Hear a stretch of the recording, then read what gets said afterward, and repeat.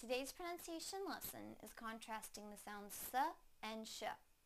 First, I will use each sound in a word. Then, I will put the words into a sentence so that you can hear them together with contextual clues. Please listen closely to the differences in the sounds. First, the s sound in the word seat. Seat, seat. Now the sh sound in the word sheet. Sheet, sheet. Now I will use them both in a sentence.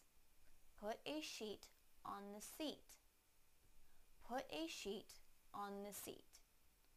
Put a sheet on the seat. Thank you for watching CartoonEnglish.tv's pronunciation lesson. Come visit our website for free lessons, games, and chat. Bye!